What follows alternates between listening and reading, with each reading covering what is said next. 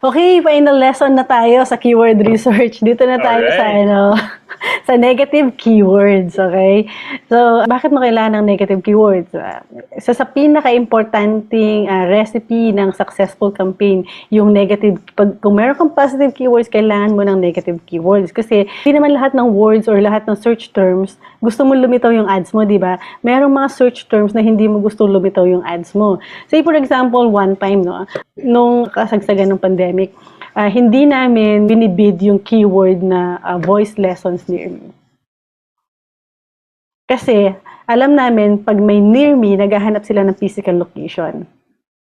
So, hindi na namin binibid yun kasi based sa learnings namin, hindi namin nako-convert yun. So, hindi na kami nagbibid nun. So, nilagay namin siya sa negative keywords. So, basically, yung negative keywords, ito yung mga search terms na hindi mo gustong lumitaw yung ads mo. Ayaw mong matrigger yung ads mo. Ngayon, ang reason is, nagkakos siya ng wasteful ad spend. So, nagsasayang ka ng budget. Sinasayang mo yung budget mo pagka hindi ka gumagamit or hindi ka regular na nag-a-add ng negative keywords.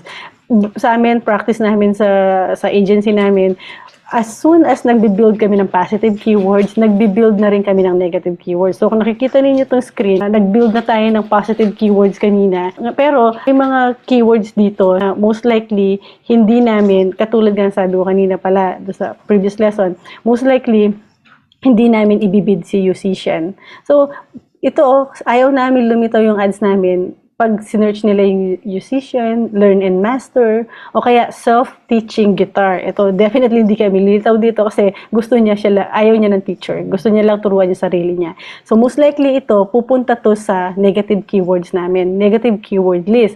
So, magkakaroon din kami ng additional list dito na actually, dapat separate sheet siya. Pero lagay lang natin siya dito. Negative keywords. Tapos, self-teach guitar. Ngayon, ang negative keywords, meron din siyang match type. Kung ano yung match type na tinuro ko kanina sa positive keywords, kinda applicable din siya. Yung broad, exact, and praise, applicable din sa negative keywords. Pero medyo nag-a-act sila differently pagdating sa negative keywords. Madugas si Google eh. Kanina sa positive keywords, kahit pagbalik-baliktarin mo yan, alam niya yung intent. Di ba? Mhm. Kahit lagyan mo pa ng modifiers na how yan, in, for, alam niya yung intent. Papakita pa rin niya yung ads mo. Sa negative keywords, kailangan mo maging explicit. Even yung singular at saka plural. So, kunwari, teach guitar, akalain mo na madami itong ima-match, no? Hindi. By default din pala, pag nag-add ka ng negative keywords kay Google, depende kung saang level mo siya in-add. Pag in-add mo siya by pruning search terms, by default, exact match siya.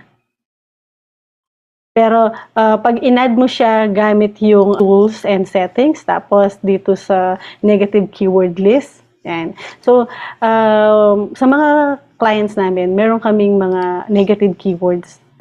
Ginagawa namin siya na global. Tapos, ina-apply na lang namin sa mga campaign. So, pag lalagyan mo lang siya ng list name, kahit ano to, it doesn't matter kahit anong pangalan niya. Tapos, ilalagay mo dito yung mga keywords mo separated by next line. So, press mo lang yung enter.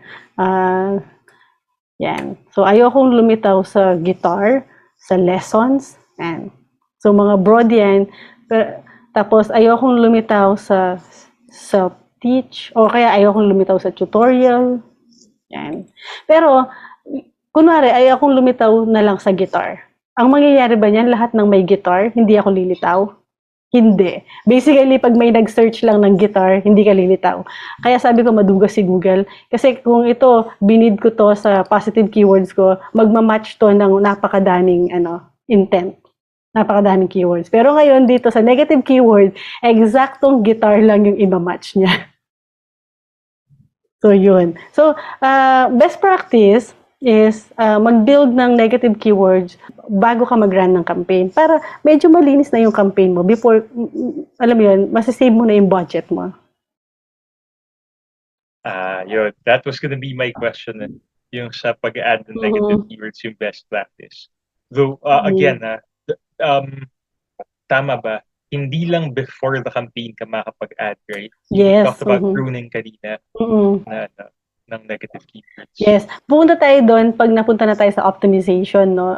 Paano ba mag-add? Paano ba yung ginagawa namin to make sure na we maintain a list of negative keywords, na meron kaming healthy negative keywords.